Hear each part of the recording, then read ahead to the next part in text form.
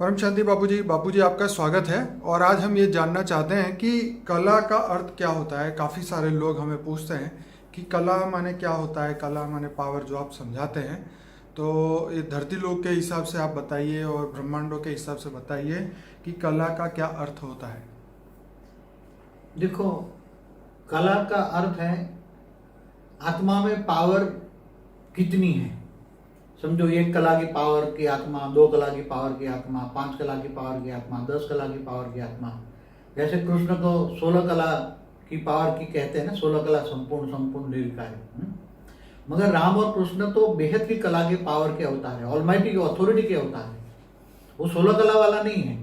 तो ऐसी तरह आत्मा में जब पावर होती है तब उसके अंदर गुण भी होते हैं, गुण भी होते हैं तो उसके अंदर संस्कार भी होते हैं।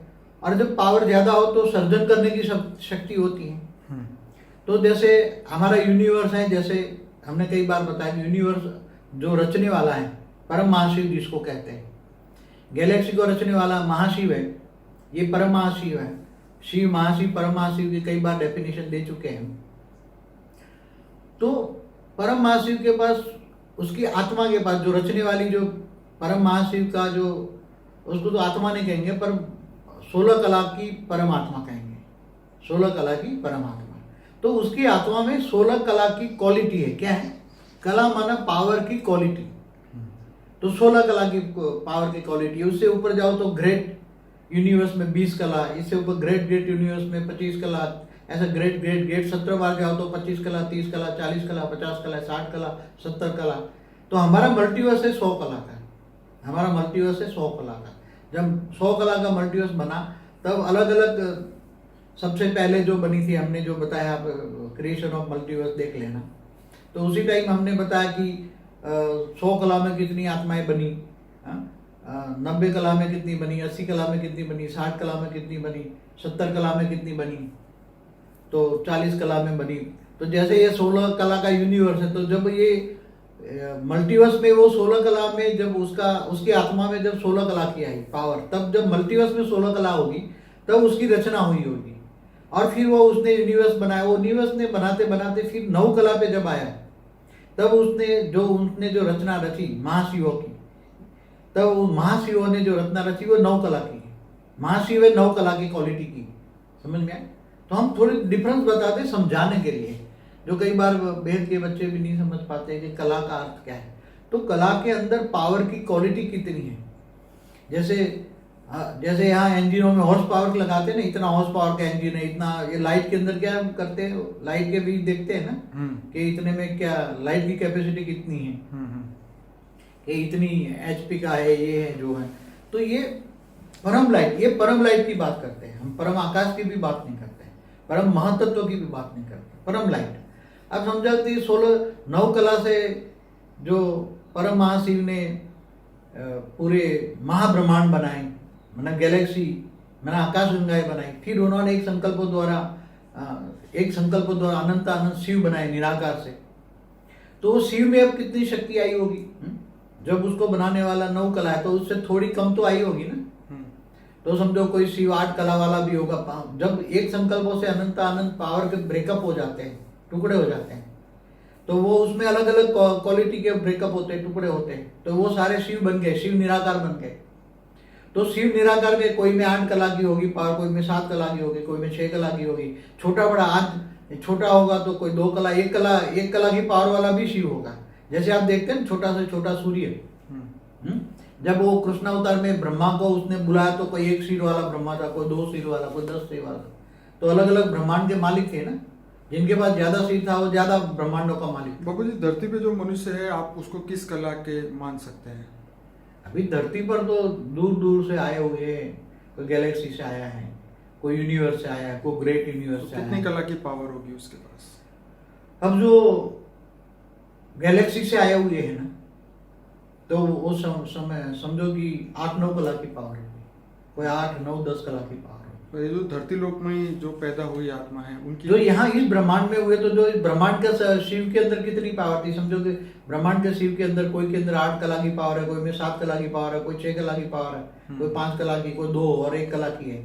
तो उसने जो ब्रह्मा द्वारा सर्जन करवाया है, तो उसमें तो पावर, अंश मात्र पावर से शिव निराकारी से आकारी बना, फिर उसने विष्णु को रचा, विष्णु की नाभि से ब्रह्मा निकला, तो उसमें पावर बढ़ती बढ़ती अंश मात्र में जाती है ना। तो मनुष्यों में तो बहुत पावर कम आती है, पहले तो फरिश्ता बने ना, तो फरिश्तों में भी जो पावर बनी वो अंश मात्र परम लाइट की क्वालिटी गई है। समझो कि 4 कला का शिव की क्वालिटी वाला ब्रह्मांड है, समझ में आया? 4 कला की शिव की क्वालिटी वाला ब्रह्मांड है, और उसने निराकारी शिव, ये सब निराकारी शिव की बात कर रहा हूँ। पर ब्रह्म जो कहते हैं ना निराकार, इनकी बात कर रहा हूँ, आकारी की नहीं। आकारियों में तो अंश मात्र, जैसे निराकार शिव है, उसने सोचा मैं ब्रह्मांड की सर्जन करूं, तो वो निराकारी से आकारी शिव बना, तो उसके अंदर जो पावर थी उसका अंश मात्र पावर ही आया, समझ में आया? नहीं, पर रूप तो वही था ना, जो निराकारी थी वही आकारी बनी, तो पावर लॉस तो उसमें नहीं होना चाहिए ना। किसमें पावर? जो शिव निराकारी थे वो हाँ, तो उसने सोचा तो संकल्पों में जो पावर आई उसके हिसाब से आकारी बना ना। मगर आकार में समझो कि उसके अंदर जो अंश मात्र से सर्जन करता है ना, कोई उसमें कोई ज्यादा पावर नहीं आती। इसके पास समझो कि 4 कला की भी पावर है, और उसमें से अंश मात्र में पावर आएगी ना, तो उसमें भी सभी क्वालिटी की पावर उसमें सारी नहीं आती, उसमें मिक्सअप होते आती है, क्योंकि निराकार के बाहर आकारी भी है उसके अंदर। महतत्व जो परम अंदर परम लाइट है वो शिव है, उसके ऊपर जो महातत्व है वो शक्ति है। तो निराकार में भी शिव शक्ति होते हैं ना, निराकार में लाइट और माइट हम बताते हैं ना, तो उसमें से सर्जन हुआ ना। तो उसमें से शिव आकारी में कैसा आया कि शिव आकारी के अंदर समझो कि उसकी आत्मा बनी, तो समझो कि उसमें 30% परम लाइट आई और 70% परम महतत्व आया, समझ में आया? शिव आकारी में फिर शिव से शक्ति बनाया, तो उसमें भी परम लाइट समझो 30 में से 20% गई और 80% महतत्व की बनी, और फिर दोनों ने एक रूप होकर विष्णु को बनाया। तो विष्णु के अंदर भी समझो कि थोड़ी अंश मात्र परम लाइट, बाकी महातत्व और परम आकाश तत्व का सर्जन हुआ। परम आकाश तत्व का 3 तत्वों से बनी। फिर ऐसी तरह ब्रह्मा बना, तो ब्रह्मा के अंदर भी अंश मात्र परम लाइट हुई और महातत्व हुआ ज्यादा, और परम आकाश उसमें ज्यादा है। फिर उससे वो सर्जन करता गया, तो उसमें अंश मात्र जो अंदर जो सर्जन करने वाला है उसके अंदर जो होगा वो जाएगा। फिर बाद में यदि परम तत्व महातत्व से परम आकाश बनेगा, फिर धीरे धीरे परम आकाश से परम वायु बनेगा, परम वायु के अंदर परम अग्नि बनेंगे। तो ऐसी तरह आत्माओं की क्वालिटी नीचे बनाते बनाते गिर जाती है। पहले बनाए जो पहली जो रचना रची ब्रह्मा ने, तो उसमें थोड़ी परम प्रकाश की क्वालिटी थोड़ी थी, अंश मात्रा भी थी, मगर अच्छी आत्माएं थी, इसलिए हम धीरे धीरे उसको हम फरिश्ता कहते हैं। फिर धीरे धीरे गिर गए, तो उनसे वो रचते गए, तो क्वालिटी में फर्क पड़ता गया ना। सभी आत्माओं में फिर परम प्रकाश नहीं रहा ना, थोड़ी सी आत्माओं में रहा। तो जो जिस आत्मा के अंदर परम प्रकाश का अंश है वो सभी नंबरवार परम पुरुष है। जैसे शिव को इस ब्रह्मांड का आदि परम पुरुष कहेंगे, तो ऐसी तरह महाशिव के अंदर भी होती है। महाशिव के अंदर 9 कला, 10 कला, 11 कला की पावर होती है, और यूनिवर्स में 16 कला की होती है, ग्रेट यूनिवर्स। तो ये उससे ऊपर जो मल्टीवर्स है, मल्टीवर्स में जब सर्जन विसर्जन होता रहता है, ब्रह्मांड का भी सर्जन विसर्जन होता रहता है। कई बार हमने बताया सत्युग, त्रेता, द्वापर, कलयुग 4 युग होने पर सर्जन विसर्जन होता है। अर्ध प्रलय, प्रलय, कल्प प्रलय, महाकल प्रलय होता रहता है। महाशिव भी महाकाल बन के अनंत कोटि ब्रह्मांडों को अपने रोम रोम में समा लेता है। ऐसी तरह साइंस वाले भी मानते हैं कभी न कभी तो यूनिवर्स वाइंड अप हो जाएगा। तो कब वाइंड अप होगा उसका समय बहुत बड़ा है। मैंने गैलेक्सी का समय दिया हुआ है, गैलेक्सी के बारे में समय की बात बताई है। बाबू जी, कला के संदर्भ में कुछ और कहना चाहेंगे? बस कला के बारे में तो बता दिया ना, कला मना पावर है, अंदाज भी दे दिया कितनी कला होगा, कितना पावर की शिव में कितना होगा, महाशिव में कितना होगा, परम महाशिव में कितना होगा, परम महाशिव में कितना होगा। मनुष्य अपनी कला बढ़ा सकता है? जरूर अपनी पावर बढ़ा सकता है, आत्मा थोड़ी कला बढ़ा सकता है। समझो कि कोई आत्मा महाशिव से आई है, महाशिव की आत्मा, उसके आत्मा में 9 कला की पावर है समझो। अब 9 कला की पावर वाली आत्मा धरती पर मनुष्य बन गई है। अब वो चाहे तो ज्ञान ले कि मुझे पावर चाहिए, तो उसकी आत्मा में पावर चाहिए। उसकी आत्मा तमो प्रधान बन गई है।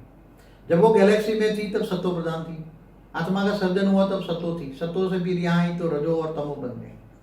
अब उसको ज्ञान ही मौजूद है कि मुझे ज्ञान के द्वारा मेरी आत्मा की पावर बढ़ानी है, आत्मा की पावर बढ़ानी है। तो वो ऊंचते ऊंच परम धाम में ऑलमाइटी अथॉरिटी को याद करे।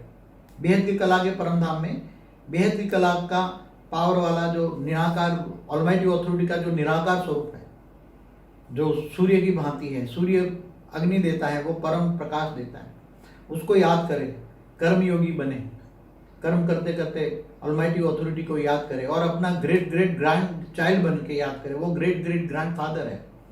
तो रिश्ता जोड़ोगे तो ज़्यादा प्यार आएगा, समझ में आया? तो ज़्यादा प्यार होगा तो पावर होगी। ग्रेट ग्रेट ग्रैंड फादर समझ के आप ग्रेट ग्रेट ग्रैंड चिल्ड्रन समझ के याद करें, अपना पर दादा समझ के उससे पावर ले, तो पर दादा समझने से ज़्यादा पावर आएगा, और ज़्यादा पावर आएगा तो आत्मा में ज़्यादा पावर आएगी, तो उसमें आत्मा फिर धीरे धीरे धीरे आत्मा में जो रिकॉर्डिंग चीज़ें हैं वो सब बाहर आने लगेगी, उसको इमर्ज होने लगेगी, उसको अंदर इमर्ज होने लगेगी। जहाँ से आई वहाँ तक ही, मतलब उसका सहस्त्रागार भी खुल जाए ना, तो भी कोई भी आत्मा जहाँ से आई है वहाँ तक का ही वर्णन कर सकती है। कोई गैलेक्सी से आई है तो उसका सहस्त्रागार खुलने से इससे आगे का नहीं दिखेगा उसको। उसका सहस्त्रागार कितना खुल जाए तो भी वो यूनिवर्स से आई है तो यूनिवर्स तक ही दिखेगा।